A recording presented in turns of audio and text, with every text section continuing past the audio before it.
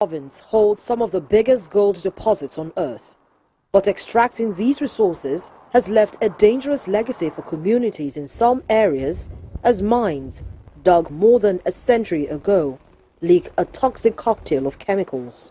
Acid mine drainage results from the outflow of acidic water from mines, and often affected water supplies develop pH levels similar to those of battery acid, rendering the water harmful to humans as well as animal and plant life.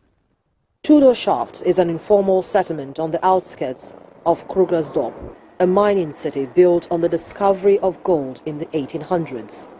The population of close to 2,000 residents is surrounded by mine dumps.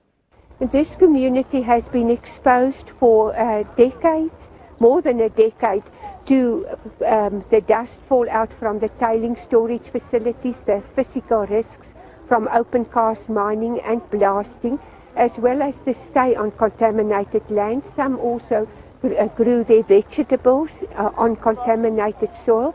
There is radon exposure. There is both the inhalation and the ingestion of radioactive dust. Janet Matswisha lives in Tudo Shaft with her husband and 2 children. She says she has been diagnosed with tuberculosis, a disease that killed her mother, who also lived in the area. My mother is dead because of this place. She died in 2007. She was diagnosed with tuberculosis also. Then they told me that the dust is inside her lungs, and she passed away.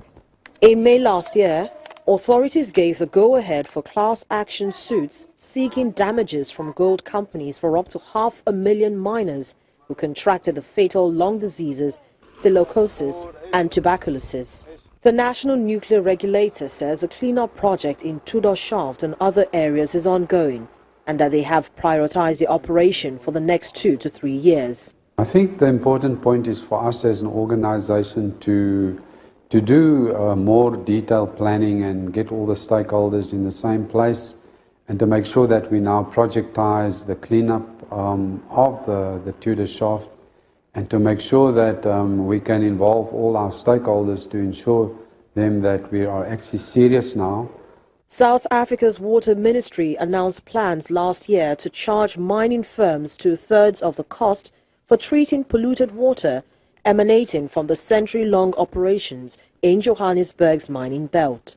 Mining firms said the charges were unfair and would put the alien industry under further financial strain as the country reels from a slide in commodities prices that has been in part responsible for plunging output.